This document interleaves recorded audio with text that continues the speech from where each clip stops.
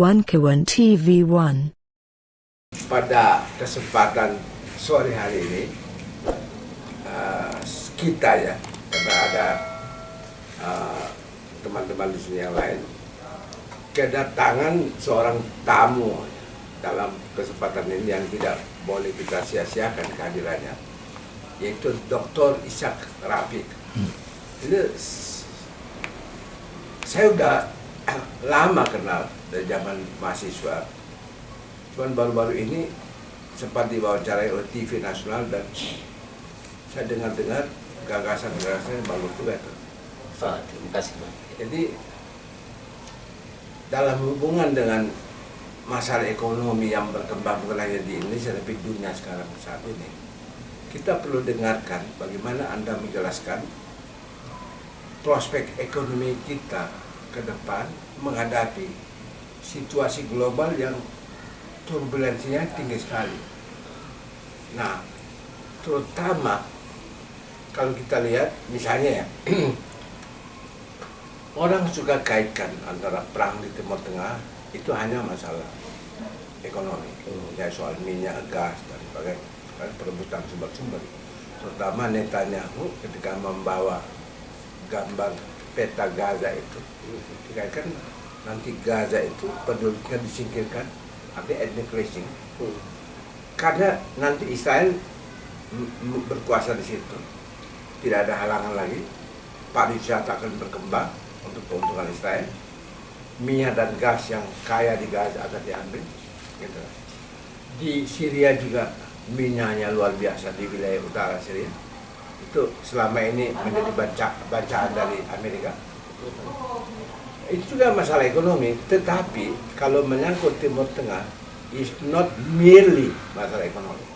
Itu ada masalah di mana kadang-kadang mereka berpikir bahwa biar kita kehilangan semua harta benda, tapi kemanusiaan dan keadilan lebih penting, harus ditegakkan. Ini kadang-kadang orang suka salah dalam atau keliru dalam memahami bagaimana ekonomi dimaknai di kawasan yang berbeda-beda sesuai dengan budaya masing-masing. Nah, kita lihat misalnya ada keinginan ya, Timur Tengah itu mulai disebut bukan lagi Timur Tengah, tapi Asia Barat, ya kan?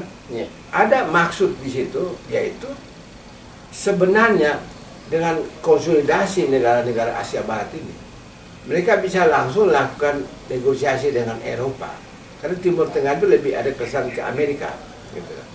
Nah itu pembagian yang zaman dulu itu lebih dekat kepada kekuasaan dari Amerika dan kawan-kawan. Tapi sekarang ada rute baru, yaitu Eropa dengan Asia Tengah.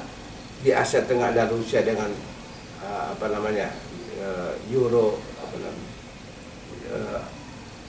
Eurasia. Itu Cina juga punya, dan para pakar mengatakan sumber daya kita luar biasa hebat. Nah ini bagaimana peluangnya untuk Indonesia yang bisa kita lakukan? Ini pertanyaan luar biasa, sangat memerlukan jawaban komprehensif yang panjang nih. Saya dulu di Belanda tahun 93 pernah diundang oleh orang-orang yang sangat concern terhadap Timur Tengah, ya. Dan umumnya saya, karena nama saya disebut Ishak itu, dipikir saya bagian dari Yahudi itu, ya. Jadi saya diundang. Kemudian dalam diskusi itu mereka menjelaskan bahwa sebetulnya ya Yordania itu cuman rajanya aja yang bukan orang Palestina. Ya.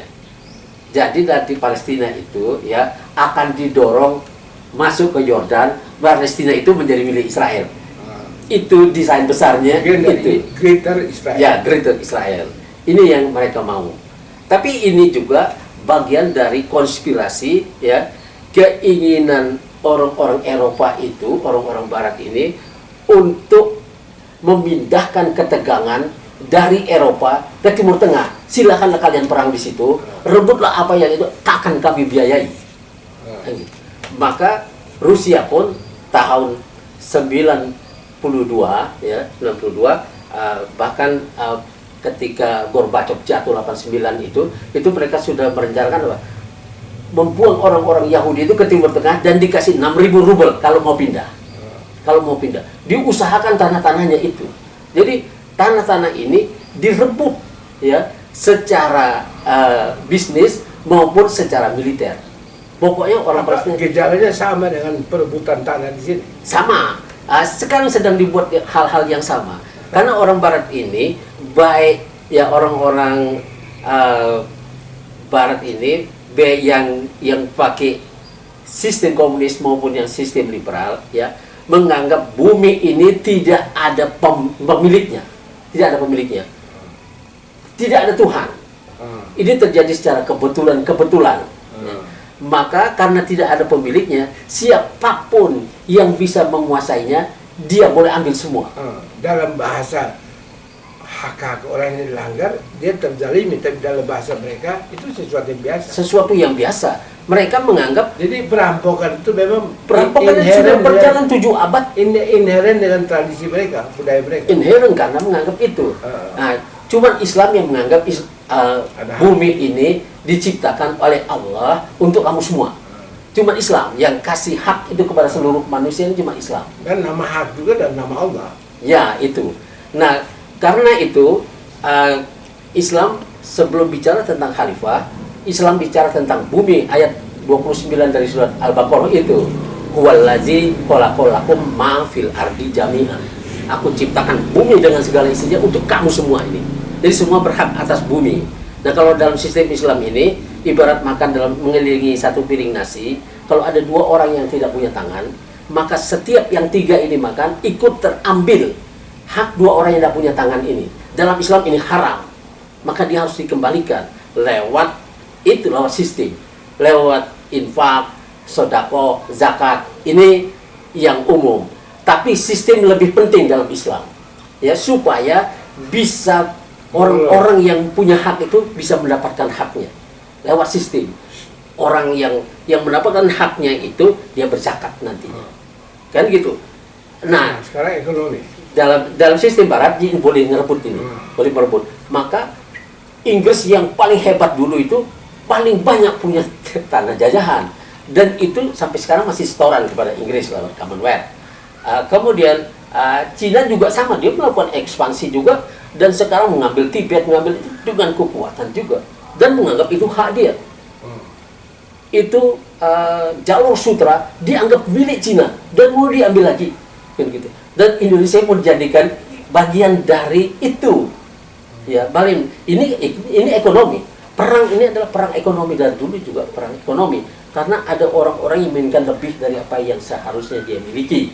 Dia mau juga milik orang lain itu, dan itu dalam epistemologi mereka itu diizinkan karena boleh menguasai.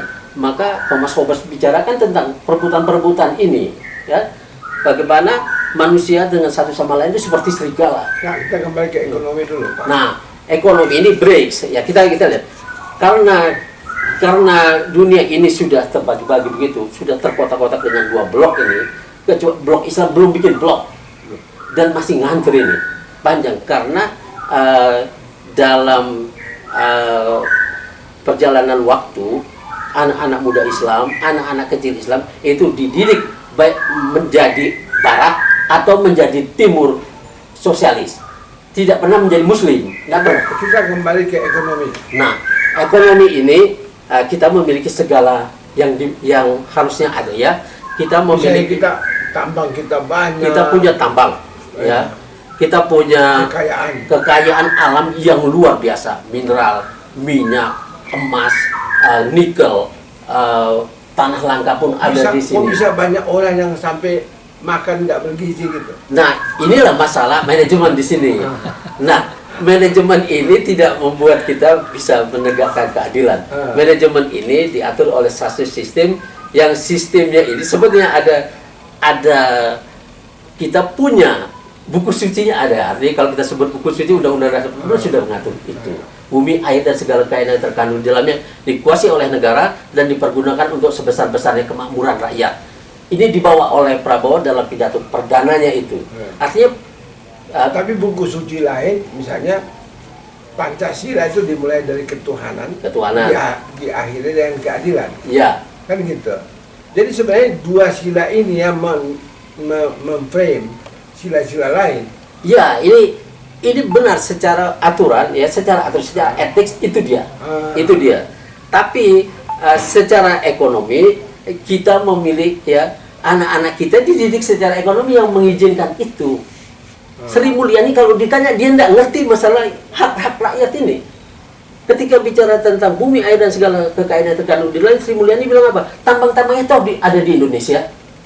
Yang kerja juga orang Indonesia katanya. Nah, ini cara berpikir yang salah.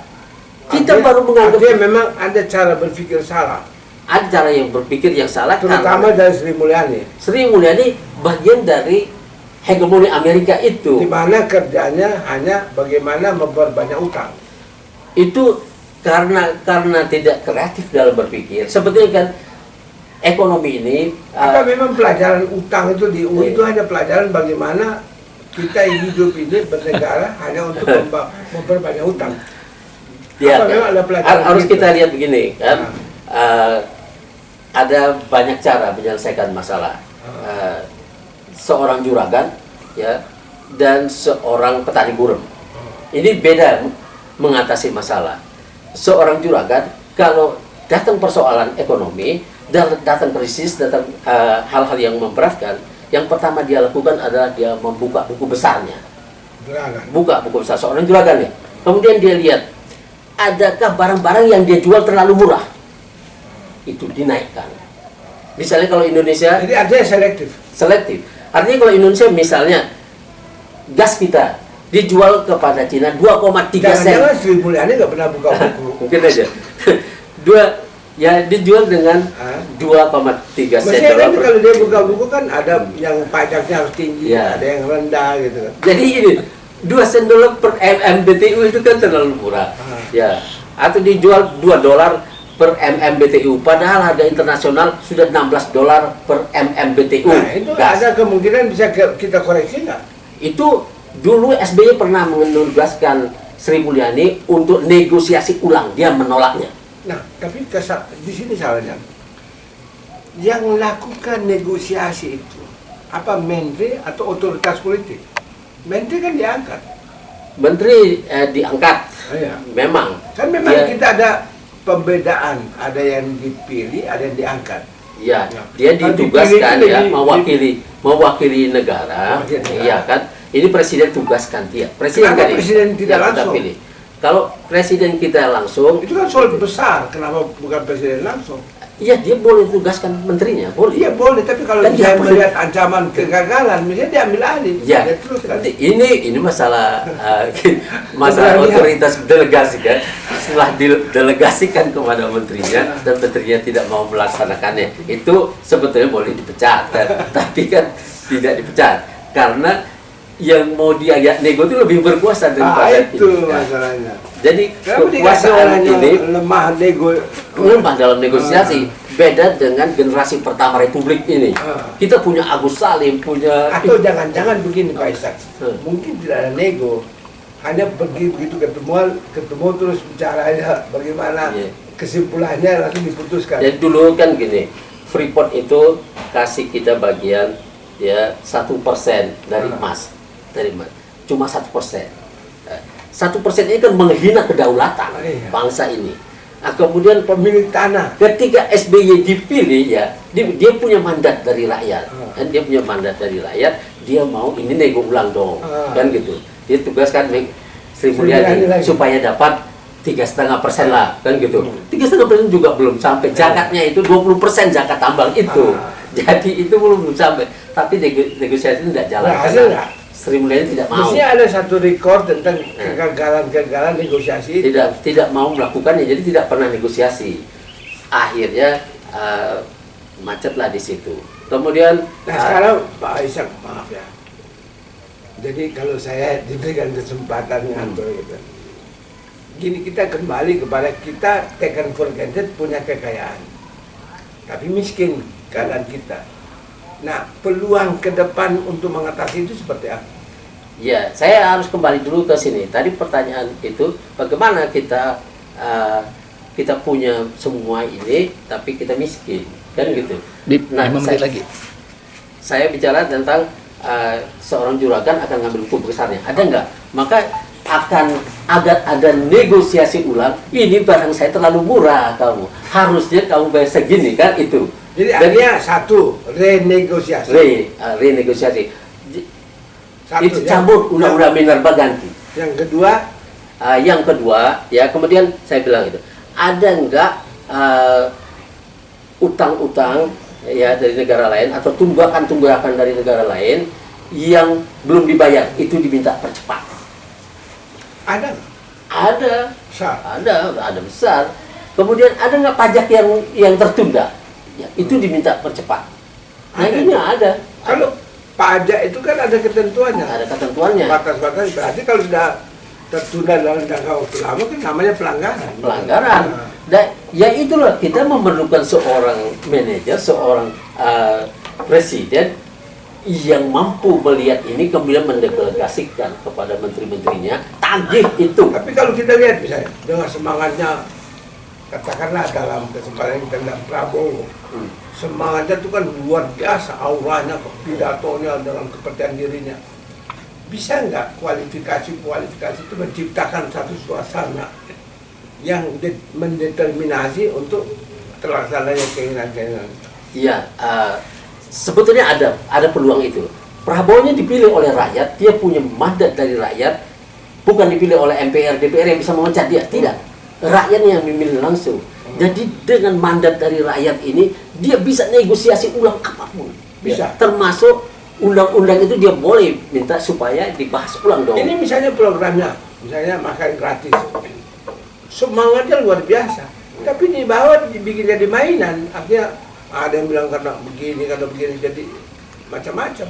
Jadi saya lihat implementasi itu masalah. Ya, kemampuan seorang menteri, seorang presiden memetakan keadaan apa yang kita punya untuk mendanai ini. Kan itu sebetulnya peta itu harus dibuat dulu. Nah, kita punya batu bara, setiap tahun ada 200 juta ton yang diekspor. Harganya pernah sampai $300 per US, $300 per ton. Kalau ada 200 itu ada nggak kenaikan anggaran pendapatan kita? Pendapatan kita tidak naik. Kita surplus. Padahal harganya naik. Ya. Kita surplus 234 miliar US dollar ya pada tahun 2023. Ya, itu satu tahun itu surplus. Terus surplus ini dari komoditas perkebunan, sawit dan batu bara. Tapi duitnya tidak mampir di BI. Pada saat itu devisa kita 130 sampai 135 miliar US dollar. Kalau ini masuk, kenapa tidak masuk? Saya tidak tahu. Ini sudah dengan bangga diumumkan oleh Jokowi bahwa kita surplus. Saya teliti itu. Saya kan orang hukum. Jadi gini, makanya kalau DPR kan bicara hukum. Kalau tidak masuk itu pelanggaran. Nah, ada akuntabilitas. Artinya pertanyaannya gini, siapa yang punya itu, yang jual itu? Ya, ada akuntabilitasnya nggak? Itulah yang tidak dilakukan oleh pemerintah ini, ya. Karena ketika 234 ini 34 miliar US dollar ini surplus, harusnya dia menambah defisit kita dari 135 bersama 234 miliar US dollar. Artinya sudah 370 miliar US dollar, harusnya tahun 2023 kita punya segitu. Ternyata tetap di 130, 135. Kalau ada intervensi berkurang, kan gitu. Intervensi ini mau menaikkan. Nah, kalau nggak masuk itu kemana duitnya? Nah, itu pertanyaan saya itu. Ya, pertanyaan saya, kemana duit itu? Siapa yang punya? Nah, inilah tugas Prabowo, ambil itu. Jadi ada sesuatu yang harus dilakukan karena kita menganut. Nggak dibanding misalnya makan siang gratis, berapa sih makan gratis? Itu sangat ringan kalau itu. Berapa?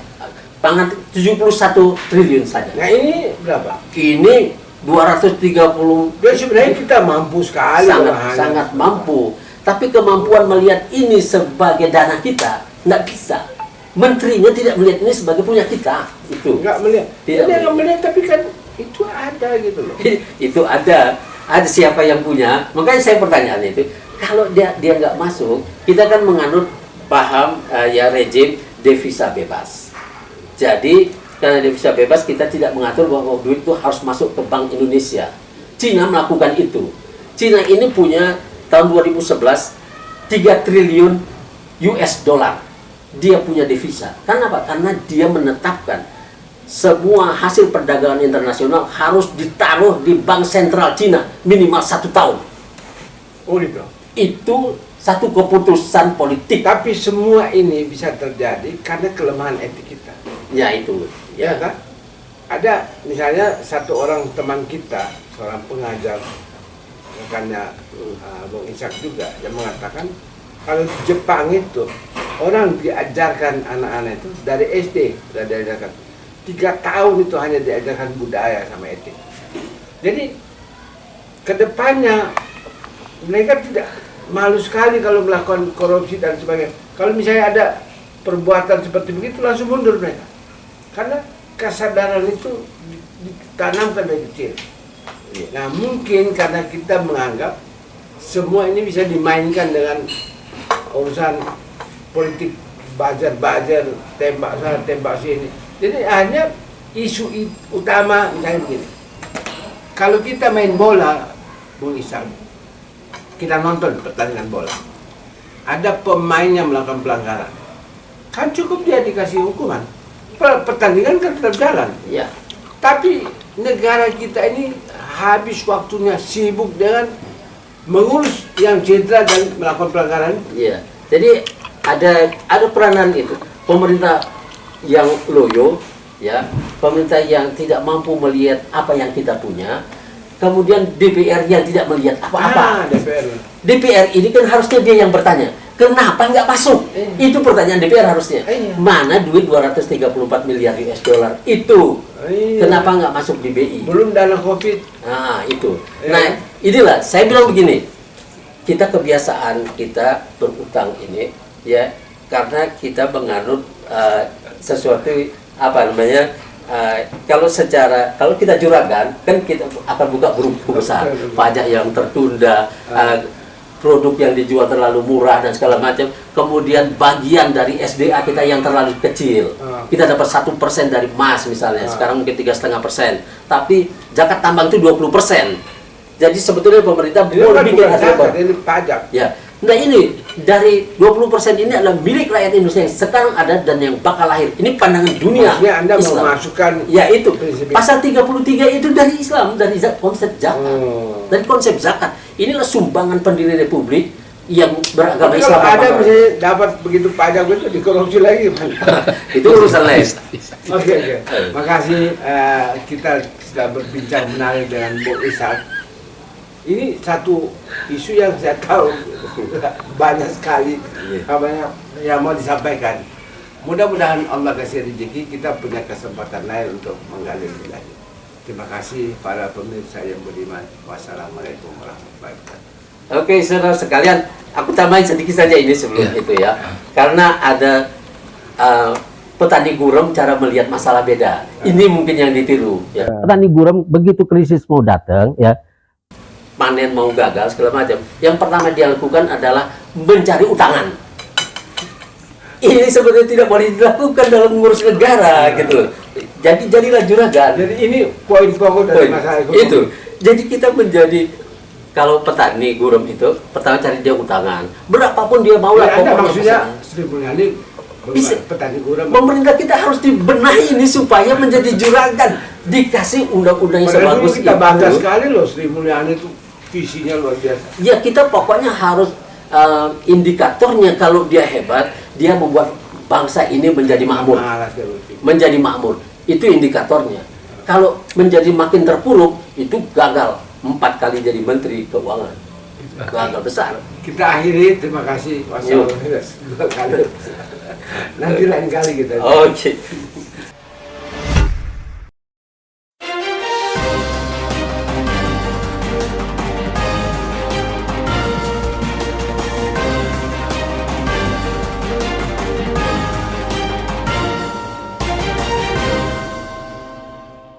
One Kawan TV 1